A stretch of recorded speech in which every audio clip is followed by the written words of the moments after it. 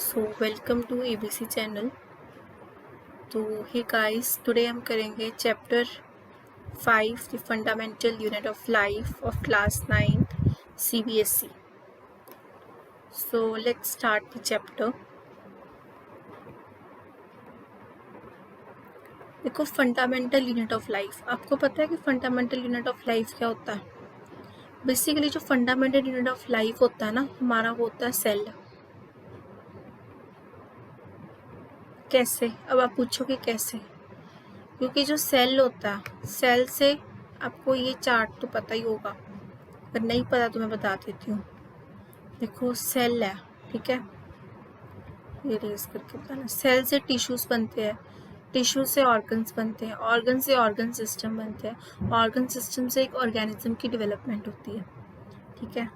तो सेल है, मान लो आप, पहले सेल आता है, ठीक है, इससे सेल के बाद जो है वो टिश्यूज फॉर्म होते हैं, ठीक है।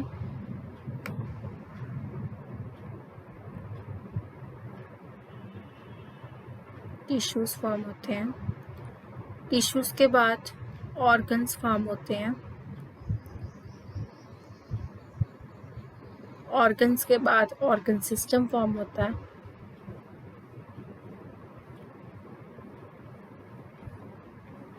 और ऑर्गन सिस्टम के बाद हमारे एक ऑर्गेनिज्म फॉर्म होता है, और ऑर्गेनिज्म के बाद क्या आता है?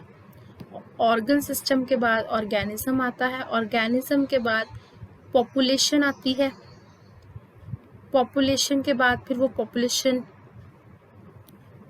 डिवाइड होती है, ठीक है। अब पर आपको इतना ही पढ़ना है, अल्फा बीटा और गामा में कि अल्फा कौन सी होती है, बीटा कौन सी होती है, गामा कौन सी होती है, वो आपको अभी नहीं पढ़ना। अभी हम सिर्फ इसके बारे में डिस्कस करेंगे। जो ये चार्ट है, ये बहुत इंपॉर्टेंट चार्ट है कि ये जो सेल है, सेल के बाद टिश्यूज बनते हैं, टिश्यूज के बाद हमारा ये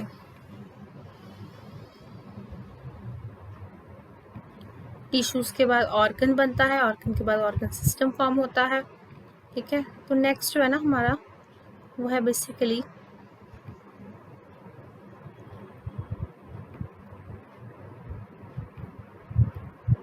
चलिए शुरू करते हैं। सो व्हाइल एग्जामिनिंग, सो एक साइंटिस्ट था रॉबर्ट हुक। तो यहाँ पे क्वेश्चन आ सकता है कि name the scientist who discovered the cell.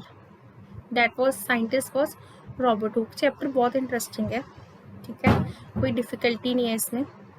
So while examining a thin slice कॉक, कि यहाँ पे आपको क्वेश्चन आ सकता है name the scientist who discovered the cell first time cell किसने डिस्कवर किया था? साइंटिस्ट था, किसने किया था? रॉबर्ट हुक ने किया था। सो इसने क्या किया था, हमने ये देखना है कि while examining a thin slice of कॉक, उसने क्या किया कि थिन स्लाइस ऑफ कॉक को पहले एग्जामिन किया, एंड उसने देखा, ही सॉ दैट द कॉक resembled the structure of the honeycomb, कि उन्हें जो हनीकॉम्ब के जैसा स्ट्रक्चर, जो मधुमक्खियों का छत्ता होता है ना, जो ऐसे वैसे वाला, जैसे हनीकॉम्ब वाला, उसको स्ट्रक्चर दिखा रॉबर्ट हुक को, consisting of many little compartments, और उसमें बहुत सारे छोटे छोटे कंपार्टमेंट्स थे, ठीक है। एंड हुक, एंड जो कॉक है, कॉक यहाँ पे क्या है? यहाँ पे पूछ सकते हैं what is the role of, what is the Kock? Kock is a substance which comes from the bark of the tree. So Kock कहाँ से आया हमारा? कॉक आया बार्क ऑफ द ट्री से, जो पेड़ की जो होती है bark, that is called as the, ये पेड़ होता है, this is called as the bark of the tree. कॉक आया बार्क ऑफ द ट्री से, and this was in the year 1665। यहाँ पे जो है ये ईयर भी बहुत इंपॉर्टेंट है, यहाँ पे जो है ये ईयर भी बहुत इंपॉर्टेंट है। सबसे पहले क्या इंपॉर्टेंट था कि साइंटिस्ट का नाम इंपॉर्टेंट है। साइंटिस्ट का नाम क्या है? रॉबर्ट हुक, और रॉबर्ट हुक है साइंटिस्ट का नाम, and he saw that the कॉक resembled the structure of a honeycomb. जो कॉक है that resembled the structure of honeycomb, जो मधुमक्खियों का छत्ता है, ठीक है।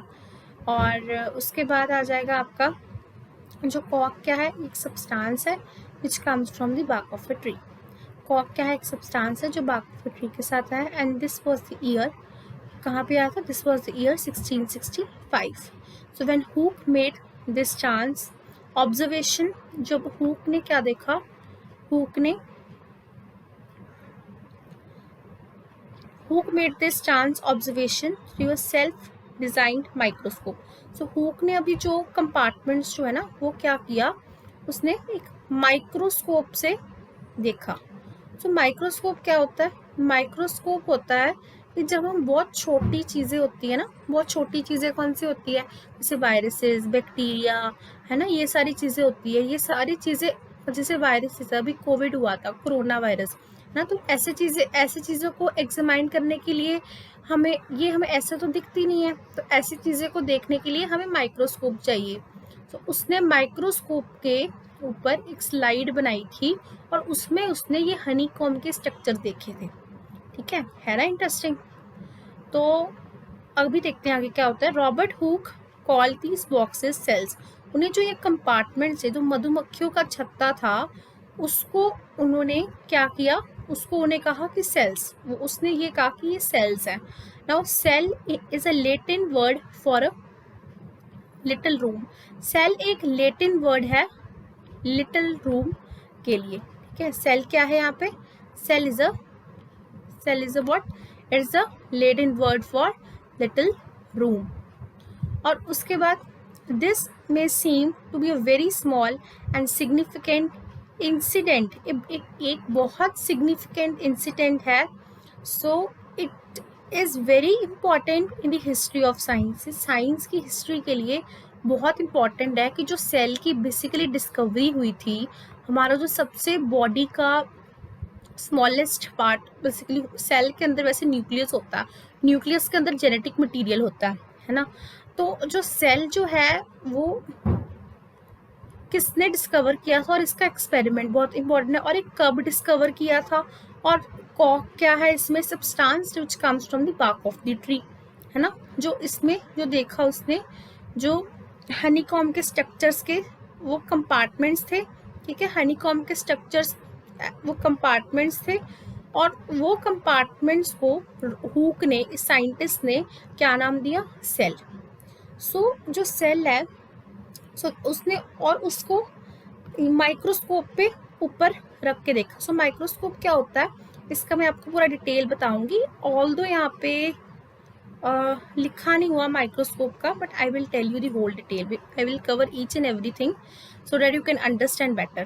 So this was the very first time that someone had observed that living things appear to consist to separate units.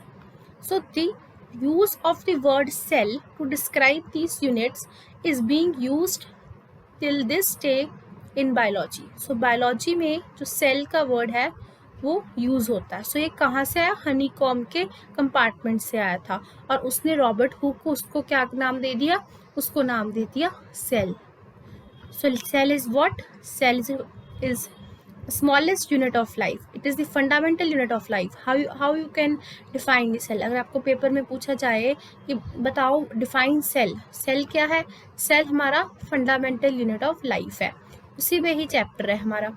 ठीक है ना, इंटरेस्टिंग। सो आगे देखो और भी इंटरेस्टिंग चीज़ें आएंगी।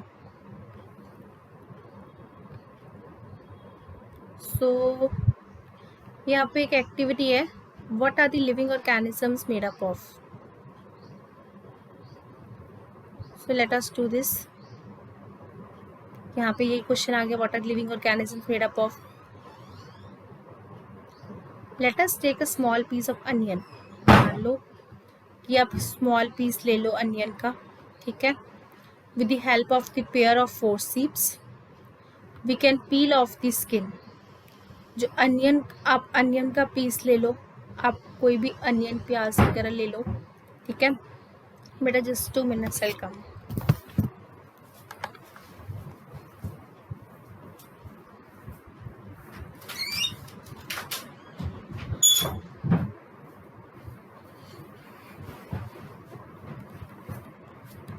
Okay, sorry for the inconvenience. So let us take small piece of onion with the help of the pair of forceps. forceps होती है ऐसे, फोर्सिप्स, ठीक है, फोर्सिप्स ली हमने, अनियन लिया, प्याज लिया, and peel of the skin, हमने क्या किया, अनियन का स्किन पील कर दिया। फ्रॉम द कनकेव साइड और कन्वेक्स साइड आपको पता होगा, आपने फिजिक्स में पढ़ा होगा। कनकेव साइड कौन सी होती है, ठीक है, इसको हम कहते हैं कनकेव साइड, जहाँ से लाइट डायरेक्टली पड़ती है वो होती है कनकेव साइड, और कन्वेक्स साइड वो होती है ऐसे वाली होती है कन्वेक्स साइड। सो हमने अनियन को पील ऑफ कर लिया कनकेव साइड में से। So this layer can be put immediately in a watch glass, और वो लेयर है, हम एक वॉच ग्लास होती है बेसिकली, हमने एक स्लाइड बनानी है, हमने क्या किया, अनियन को पील ऑफ कर लिया उसका स्किन, और हमने वॉच ग्लास के ऊपर रख लिया। जो हमने वॉच ग्लास में वाटर डाला, हमने इसमें क्या डाला, एक प्लेट में वाटर डाला और अनियन की स्किन का एक पीस जो है इसमें डाल दिया। So this will prevent the peel from getting folded. इससे हम ये क्यों कर रहे हैं, हम देख रहे हैं बेसिकली सेल्स, हमें सेल्स चाहिए, इसमें इसके सेल्स दिखेंगे, cells of the onion peel, ये हमने स्लाइड पे रख के देखना है ना। So let us take a glass slide, put a drop of water, glass slide ली, ग्लास स्लाइड बिल्कुल क्लीन होनी चाहिए हमारी, इस टाइप की ग्लास स्लाइड होती है। हमने क्या किया, put a drop of water, इस यहाँ पे वाटर का पानी का थोड़ा सा बूंद डाला, and transfer to a small piece of a peel from the watch glass और to the slide. Make sure that the peel is perfectly flat on the slide, and जो पील को हमने यहाँ में से जो मिक्स किया था उसमें हमने यहाँ पे ग्लिसरीन भी ऐड करके सारा ना, यहाँ पे थोड़ा सा ग्लिसरीन ऐड करते हैं, यहाँ पे अगर नहीं सेफ्रन ऐड करते हैं, sorry. So now we put ये ड्रॉप ऑफ द सेफ्रन, यहाँ पे जो हमने वाटर पे रखा था, 4 सिप्स यहाँ से उठा के वो उसका प्याज का छिलका, वो मतलब जो स्किन है वो स्लाइड के ऊपर रख देंगे। जब हमने रख दिया तो इसको हम स्लाइड के ऊपर ऑब्जर्व करेंगे, तो इसमें हम सेफ्रनिन भी डालेंगे, सेफ्रनिन सोल्यूशन भी डालेंगे on the piece, followed by the cover slip.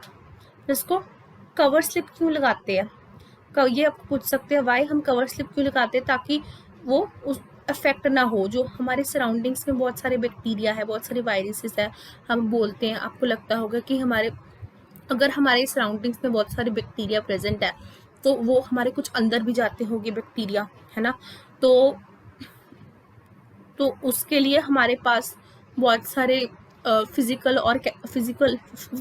Barriers हैं, फिजिकल और केमिकल बैरियर्स है, जिससे हम प्रोटेक्ट कर सकते हैं। जैसे हम सांस लेते हैं, कुछ बैक्टीरिया हमारे अंदर जाती होंगी, है ना, और फॉर एग्जांपल नॉस्ट्रल्स में कुछ माइक्रो ऑर्गेनिजम्स या फिर वायरसेस या बैक्टीरिया ये ट्रैप हो जाते हैं, और ये कुछ ऐसी प्रॉपर्टीज रिलीज करते हैं ताकि ये बैक्टीरिया कॉज ना कर पाए। पर इसमें क्या, ये तो हम ऐसे एज अ फिजिकल हम प्रैक्टिकल कर रहे हैं ना, इसमें क्या, कवर स्लिप को हम इसको कवर कर देंगे ताकि सेट हो जाए, ठीक है। Then take care, next is take care to avoid the bubbles, ताकि वैसे कवर स्लिप का बेसिक रोल क्या है, ताकि बबल्स ना आए, ठीक है, बबल्स ना आए, नहीं तो वो अलग बात है, ये अलग बात है, ताकि बबल्स ना आए। Cover slip with the help of mounting needle, and mounting needle होती है, उससे हम कवर स्लिप सेट कर देंगे, और कोई भी यहाँ पे कोई आपका प्रिंट नहीं होना चाहिए, फिंगरप्रिंट के ऊपर, जी स्लाइड के ऊपर आपका आ गया प्रिंट, अगर वो आ जाएगा तो आपको स्लाइड जो उसके सेल्स है अनियन के वो नहीं दिखेंगे, ठीक है। Ask your teacher for the help, and ये आपको स्कूल में भी प्रैक्टिकल करवाएंगे +1 में।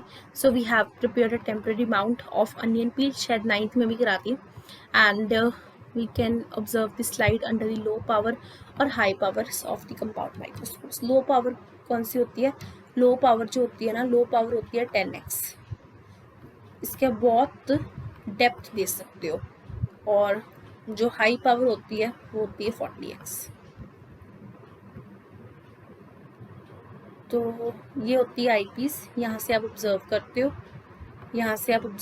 ठीक है, ये आईपीस होती है, ये माइक्रोस्कोप होता है, ठीक है। ये होता है कोर्स एडजस्टमेंट को बेसिकली आप इसको एडजस्ट कर सकते हो, ये जो है ना, ये वाला, इसको आप ऊपर कर सकते हो, नीचे कर सकते हो, यहाँ से ये आर्म होती है, इससे पकड़ के, ये होता है स्टेज, इसको स्टेज इसलिए बोलते हैं। तो यहाँ पे स्लाइड रख के आप ऑब्जर्व कर सकते हो, कोई भी स्पीसीमैन मतलब जो आपने जिसकी अपनी स्लाइड बनाई है ना, जो स्लाइड जिसकी है उसको हम स्पेसिमेन कहते हैं, रख के यहाँ से आप ऑब्जर्व कर सकते हो स्टेज होता है। ये मिरर होता है, ये मिरर से यहाँ पे लाइट पड़ती है। इसका प्रोसेस कैसे होता है, अगर आप मिरर को लाइट के तरफ रखोगे, लाइट यहाँ पे पड़ेगी, लाइट पड़ेगी, इसको आपको एडजस्ट करना होता है। मिरर को एडजस्ट करोगे, कोर्स एडजस्टमेंट एडजस्ट करोगे, ठीक है। और अब लाइट यहाँ पे मिरर को एडजस्ट किया, एक होती है फाइन एडजस्टमेंट, एक होती है कोर्स एडजस्टमेंट।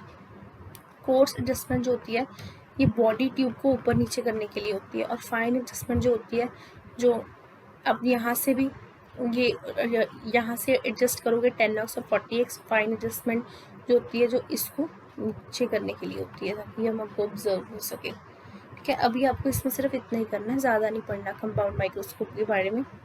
इसकी मैं आपको एक और वीडियो सेंड करूँगी, इसको आपको पूरा डिटेल में समझाऊंगी। तो अभी के लिए आप इतना ही करो। अभी हमें क्या दिखा, what do you observe as we look through the lens, we can draw the structures that we are able to see through the microscope on the observation sheet, does it look like the cells of the onion peel. ये जो sales है वो onion पील के जैसे दिखते हैं, ऐसे ऐसे ऐसे आपको सेल्स दिखेंगे। ये आप याद करोगे जब प्रैक्टिकल करोगे तो we can try preparing temporary mounts of onion peels, तो फिर अब ट्राई करना स्कूल में। So what do you observe, you will observe these structures like this. Do we see the similar structures? Now what are these structures? अब ये structures है क्या basically? अभी हमने वो पढ़ना है, ये structures है क्या basically? These structures look like similar to each other. Together they form a big structure like onion bulb. वैसे तो structures अलग अलग दिखते हैं, but जो together वे onion bulb दिखते हैं. We can find this activity that onion bulbs of different sizes they have similar structures. जो different size onion bulb है they have similar visible structures under the microscope. अगर हमको different दिख रहे होंगे but इनके जो similar sizes होंगे, ये आपको ऐसे नहीं दिख जाएगा, आपको ये माइक्रोस्कोप के अंदर observe करना पड़ेगा, तभी आपको ऐसे इस टाइप के जो है, तभी आपको इस टाइप के cells observe होंगे, ठीक है। तो next topic क्या है,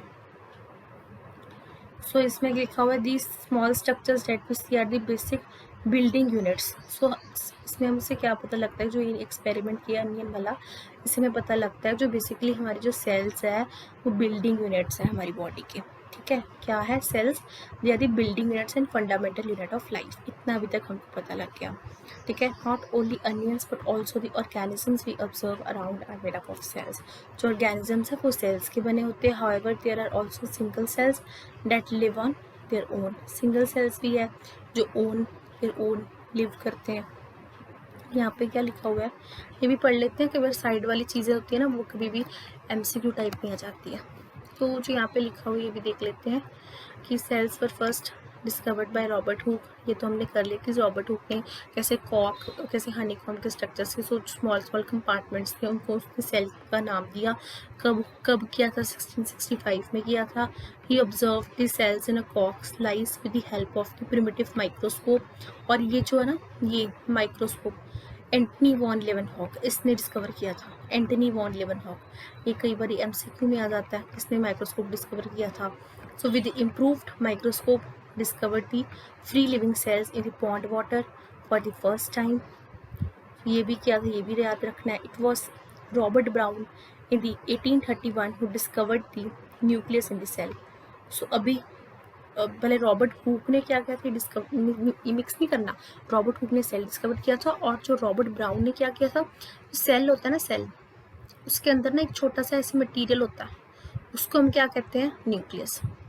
न्यूक्लियस में क्या होता है, न्यूक्लियस में आपका जेनेटिक मटेरियल होता है। अभी आप पूछोगे जेनेटिक मटेरियल क्या होता है, जेनेटिक मटेरियल होता है DNA और RNA। तो न्यूक्लियस के अंदर एक छोटी सी चीज़ होती है जिसको हम कहते हैं न्यूक्लियस। सो न्यूक्लियस का जो है हेरिडिटी इन्फॉर्मेशन के ट्रांसमिशन में बहुत इंपॉर्टेंट रोल है। सो फॉर एग्जांपल मैं देखती हूँ कि आपके पेरेंट्स हैं, आपकी आइज़, कई बार आपको रिलेटिव से ये कमेंट्स मिलते होंगे कि आपकी जो आइज़ है आपके फादर पर गई है, आपकी जो नाक है वो आपके मदर पे गई है। कई बार ये कहते हैं आपका तो DNA सेम ही नहीं है। ये बात होती होगी, आपका DNA सेम नहीं है, आप DNA टेस्ट करा लो, या फिर ऐसे होता होगा। तो जो ये होता है ये सब जेनेटिक्स होता है, ये भी हम चैप्टर पढ़ेंगे जेनेटिक्स वाला। तो ये सब ऐसे होता है कि सेल के अंदर न्यूक्लियस होता है, न्यूक्लियस के अंदर जेनेटिक मटेरियल होता है, तो इसके लिए ही इंफॉर्मेशन जो हेरिडिटी और जेनेटिक्स के रिलेटेड होता है। तो हम में जो ह्यूमंस में होता है मोस्टली डीएनए ही प्रेजेंट होता है। सो जो वायरसेस होते हैं जैसे कोरोना वायरस है उसमें आरएनए प्रेजेंट होता है। डीएनए की फुल फॉर्म होती है डीऑक्सी राइबोन्यूक्लिक एसिड और आरएनए की होती है ribonucleic acid. Cell theory that all the plants animals are composed of cells and the cell is the basic unit of life। Cell जो है बेसिक यूनिट ऑफ लाइफ है, ठीक है। जो यहाँ पे ये सेडलन एंड सैशविन, यहाँ पे फिर से साइंटिस्ट आ गया। अभी अवेयर हो कि मैम तो साइंटिस्ट बताई जा रही है। पहले रॉबर्ट हुक बता दिया, फिर उसके बाद रॉबर्ट ब्राउन आ गया, फिर उसके बाद अब इस सेडलन एंड सैशविन इसने जो है क्या किया था, फर्दर सेल थ्योरी को एक्सप्लेन किया था। जैसे कहते हैं ना और वास्ट डिटेल कर दी, उसकी बड़ी लंबी चौड़ी डिटेल कर दी। तो इसने जो है सेल थ्योरी को और आगे एक्सप्लेन किया था बाय विक्रोव बाय सजेस्टिंग दैट, इसमें यही साइंटिस्ट इंपॉर्टेंट है, सेडविन और सेल्जिन ये नहीं important. With the discovery of the electron microscope it was possible to observe the understand the complex structure of the cell of various organelles. तो ये आप कर लेना, ये बहुत इंपॉर्टेंट। देख लो यहाँ पे कितने सारे साइंटिस्ट के नाम है, Robert hook, Robert brown. Robert Hooke और ब्राउन में कभी भी कंफ्यूजन नहीं करनी है आपने। सो नेक्स्ट हमारा आ गया the invention of magnifying glasses led to the discovery of the microscopic world. So magnifying glasses जो की इन्वेंशन जो है मैग्नीफाइंग, आपने कभी मैग्नीफाइंग ग्लास देखा है? मैग्नीफाइंग ग्लास कैसे होता है?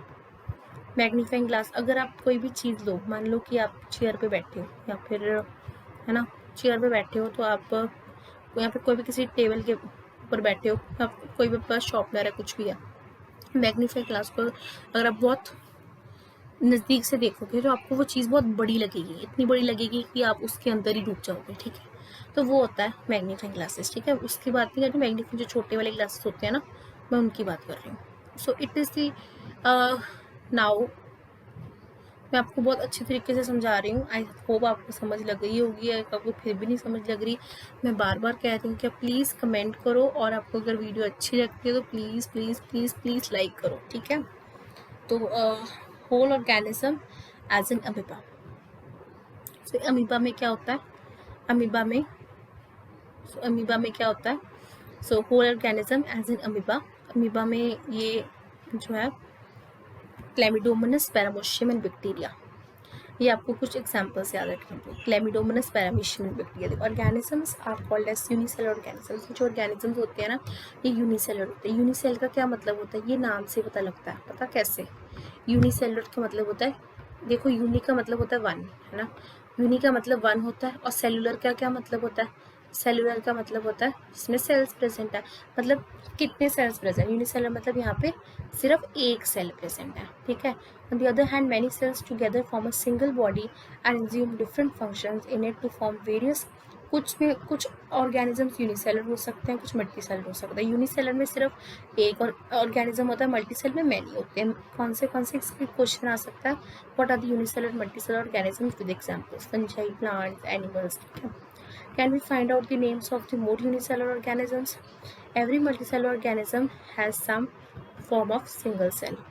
Now cells divide to produce cells of other kind. All cells thus come from the pre-existing cells. ये आप पूछ सकते हैं, all cells come from the pre-existing cells, and ये आपका क्वेश्चन आएगा यहाँ पे 3 मार्क्स में, ये कंफर्म ले लो।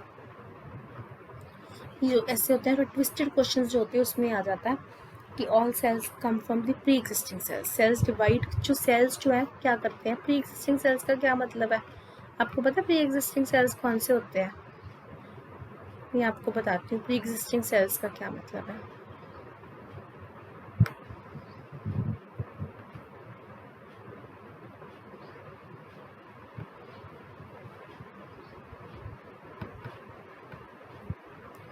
प्री एग्जिस्टिंग सेल का यहाँ पे ये मतलब है कि मान लो कि एक सेल है, ठीक है, एक सेल जो है, एक सेल है, ठीक है, एक सेल बेसिकली डिवाइड किया, एक यहाँ पे सेल है, सेल ने डिवाइड किया, और वो सेल कहाँ से आया?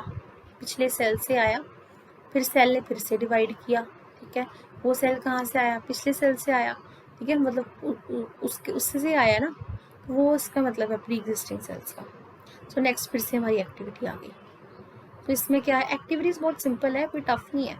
So we can try preparing a temporary mounds on the leaf, peels, leaf of fruits. अब temporary mounds किसी भी चीज़ के आपको सेल्स देखने हैं, है ना, तो आप उसके जो है उसका छोटा सा पार्ट लो, उसको वाटर के साथ मिक्स करो और उसको ट्रांसफ़र कर दो स्लाइड के ऊपर। सेफ्रिन पाओ, सेफ्रिन डालने के बाद आप उसको स्लाइड पे ऑब्जर्व कर लो, ठीक है। तो यहाँ पे देखिए, I am performing the above activity, let us see do we answer this following questions.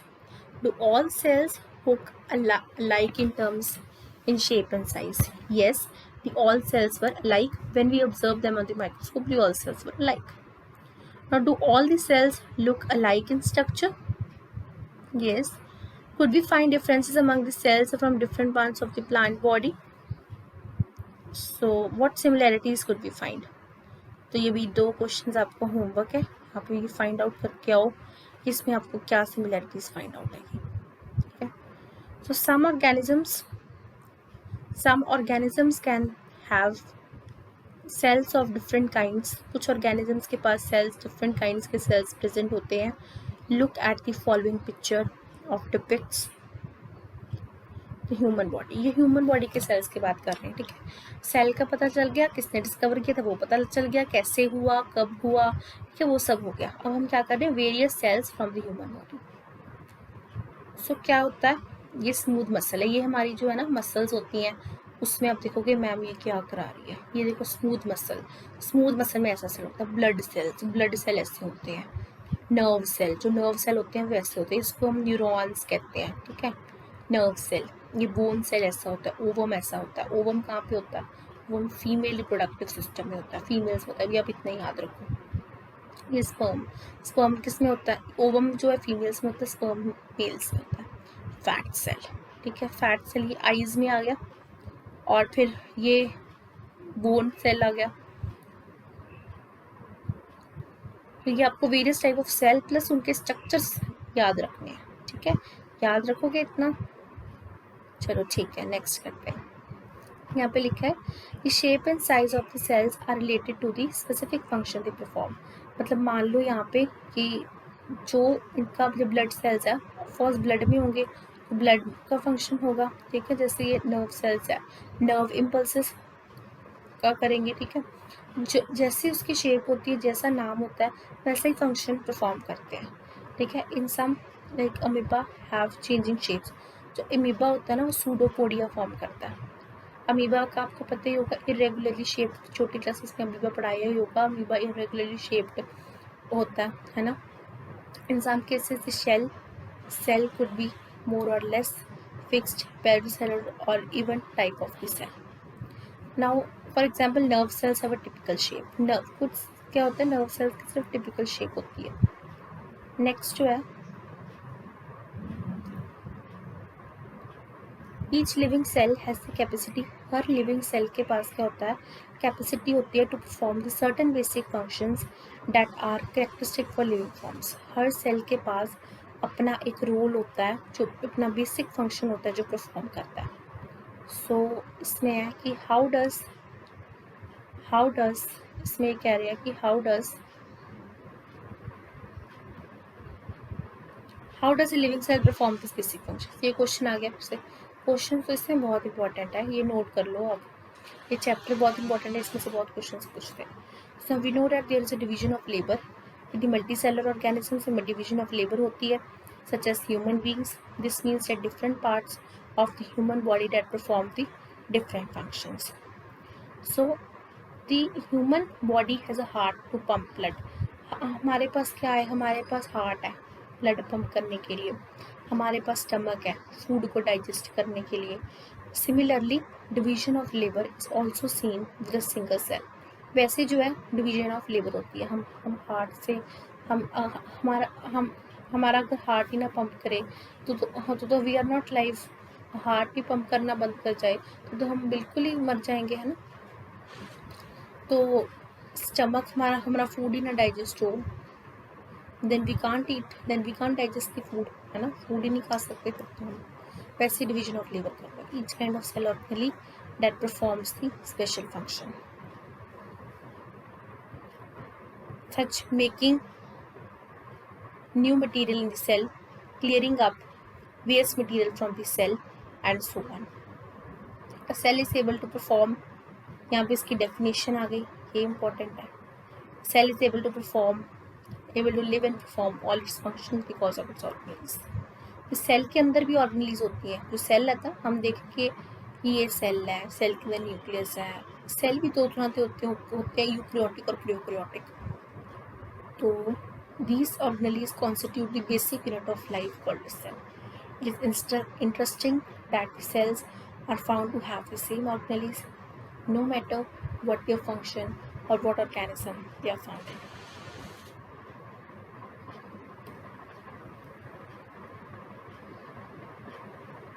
तो इस वीडियो में हम इतना ही करेंगे. तो नेक्स्ट वीडियो में will start from here, that is what is cell made up of and what is the structural organization of a cell. So thank you for watching my video. I hope you like this, and you can find the question of these two questions and write the answer in the comment box. And thank you. Please like, subscribe my channel.